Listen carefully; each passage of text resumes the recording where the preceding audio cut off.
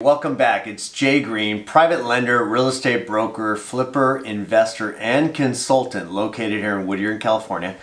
And I want to address the 2021 California residential housing market and where it's headed next year.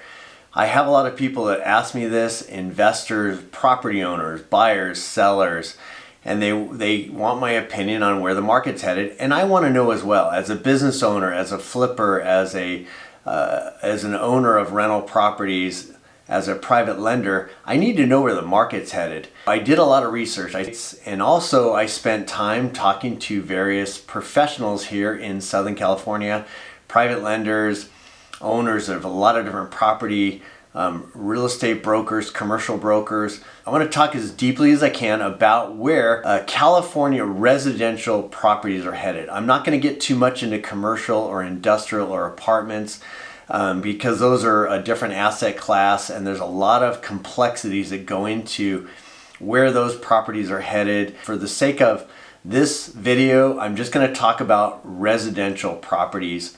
Single family homes, condos, townhomes. Right now, values have gone up quite a lot in 2020. Right now, our median house price is over $700,000. It's up about 15% from 2019 values. In 2019, it was about $590,000, the median house price. There's two main reasons why our real estate market is incredibly hot and why values are going up. And interest rates, and secondarily, it's supply or available inventory. We have very, very low inventory. On average, we usually have 6 to 7 months of available inventory. Right now, we have less than 2 months supply. So the demand for houses is so high right now that it's just driving values up. Interest rates right now are very, very low. The average 30-year rate, 3.2%, and it's 2.6% for 15-year loans right now. So the competition for the median house is very fierce. Only about 31% qualify for the median house price. There are 59% of property owners believe that it's a good time to sell, and 34% of qualified buyers believe it's a good time to buy. What made this year so interesting was really, COVID and the pandemic that we've all been experiencing and that are still currently living through. So in March of this year, when it occurred, I think a lot of us were really scared and were concerned that we were going to have this huge market crash. A lot of people projected that the California real estate market and the national market was going to crash because of people being out of work and people being able to pay their mortgage payments. And in March, I was having kind of like these 2007 and 2008 flashbacks to the Great Recession when we had our big housing crisis. And I was kind of bracing myself for that. But the government stepped in right away and they created the CARES Act. They were able to help the renters, property owners, business owners, people that were out of work survive during that period. So instead of a lot of property coming on the market or people losing their houses, a lot of people were given stimulus checks through the CARES Act, and this helped people get by, make their rents. And also some property owners entered into forbearance agreements. A forbearance agreement is where you work out a plan with your lender to either defer payments to the end or temporarily, put off your payments or make a lesser amount. So that's a forbearance plan. Now there are some foreclosures occurring nationally. We have almost 4 million properties that are in foreclosure just in the residential sector. And those are things to be concerned with. I want to talk to you about the values going into 2021. And Leslie Appleton Young, she's the chief economist and senior president at the California Association of Realtors. In October this year of 2020, she published her report. She's forecasting that into 2021 that the California real estate market, residential market, is going to experience about a 4.5% increase over this year. and that supply is going to remain tight, and you're still not going to see a lot of inventory because you're just not seeing a lot of houses on the market.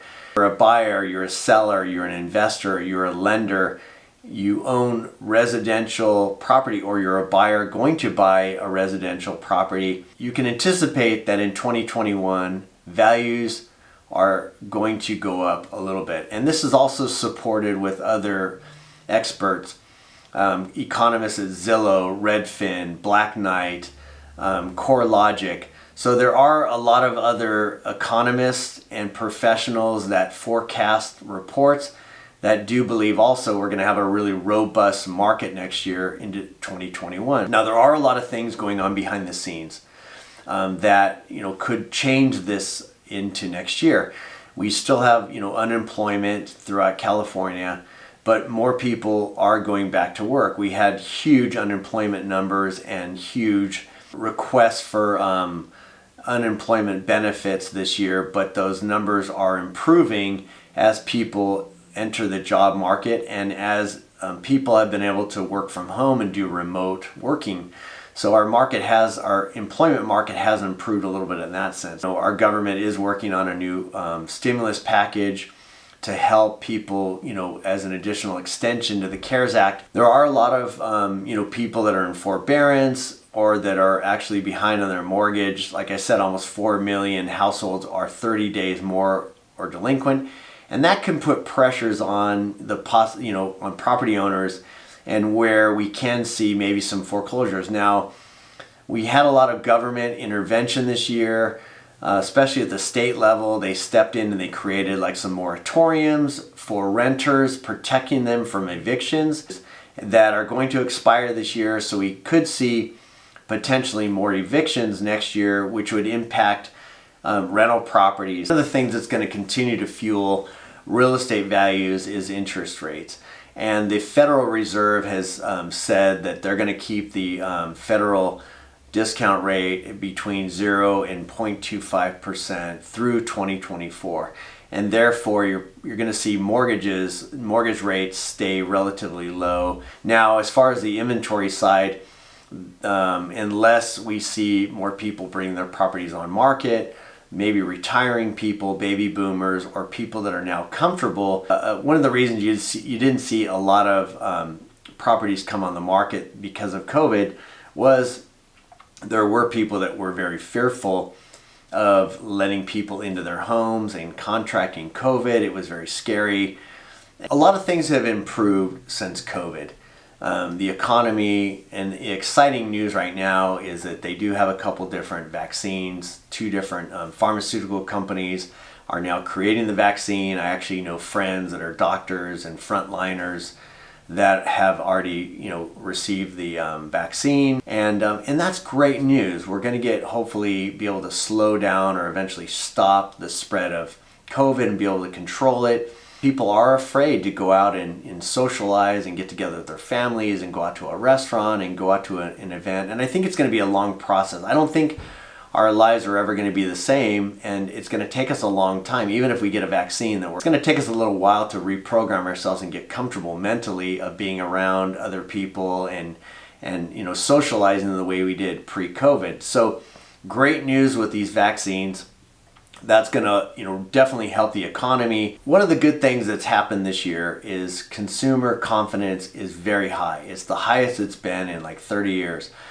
The Consumer Confidence Index says that people are very, very confident. About 70% of GDP, gross domestic product, is based on consumer spending. So it's very important to keep our economy moving, that consumer confidence is high and consumers are spending money. So that is a positive. Right now we are experiencing a recovery, what is more of called a K recovery, meaning part of the recovery is going this direction, skilled and professionals that are doing well, but then we also have a lot of the other part of our economy and population that's not doing as well. As we implement the vaccine and we start, really slowing or stopping COVID, that the downward part of the K start to also do better as they re-enter the workforce. So I'm optimistic that things are going to get better. I do agree with a lot of the economists and professionals that are weighing in on this, that values are going to go up a little bit next year, and that we're going to have a similar or maybe even a little bit better California residential real estate market into 2021. Low interest rates and low inventory, which is going to continue to drive property values up just that, about that 4 to 5%. So I'm anticipating a good market next year. Now, there are a lot of other things behind the scenes that we can't just turn our backs on that, do go through our minds, evictions, employment, what's going to happen in the commercial and industrial office space, multifamily. There are going to be sectors of the real estate market that are going to be not doing well. And obviously their owners, the tenants, the people that support those businesses, its impact on the residential sector, but that is yet to be seen. Give me a thumbs up if you like my video. Give me some comments. Tell me what I didn't cover or I forgot to cover, or your opinion of where the market's going. I do like people's opinions. I find them very valuable. So I'd appreciate you subscribing to my channel. I want to add more valuable videos that are applicable to you as a business owner, as a property owner, as a buyer, an investor, a borrower. It's Monday, December 21st, 2020. It's almost Christmas. Happy holidays if you don't celebrate Christmas. And I wish you a happy new year. And thanks very much for taking the time to watch my video.